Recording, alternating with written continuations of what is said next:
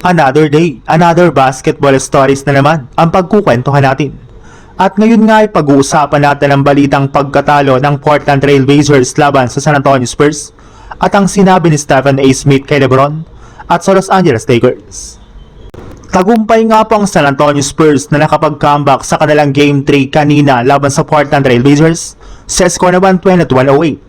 Sa kabila nga po ng hindi paglalaro dito ng kanilang superstar big man na si Victor Wembanyama ay nagawa para naman nga po nila na manalo dito.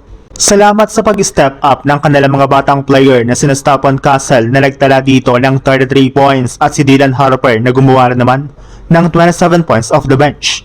Silang dalawa nga po ang dahilan bakit kahit man maagang natambakan ang Spurs ng Blazers sa umpisa ng kanilang laban, ay nagawa para naman nga po nila na makahabol at makalamang pa pagdating na fourth quarter gamit ang kanilang ginawang scoring run.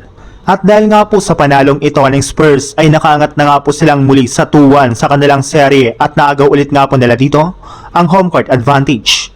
Napatunayan na rin naman nga po ng Spurs na kaya nilang manalo sa loob ng home court ng Portland Trail Blazers kahit wala man dito si Victor Wembanyama, kaya isang magandang senyalis nga po ito para sa kanilang kupunan. Sa ibang balita naman, marami nga po talaga ang nagulat sa ginawang comeback win ng Lakers sa kanilang Game 3 laban sa Houston Rockets.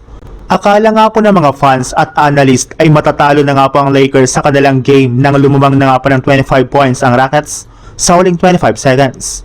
Pero dahil nga po sa himala na ginawa ni LeBron at Marcus Smart ay nagawa pa nga po nilang mapuwersa ang overtime at masilat pa ang panalo.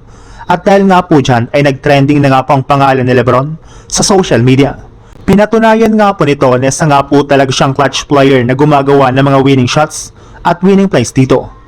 May isang NBA commentator na naman nga po nagsabi sa kanilang laro na sa ipinapakitang performance pala nga po ni LeBron ngayon sa serye ng Houston Rockets ay mukhang siya na nga po talaga ang maituturing na GOAT o greatest of all time. Sa edad nga po nito na 41 years old ay kayang-kaya para naman nga po nito na gumawa ng clutch shot at gumawa ng full court press na hindi kayang gawin ni Michael Jordan sa edad na ito.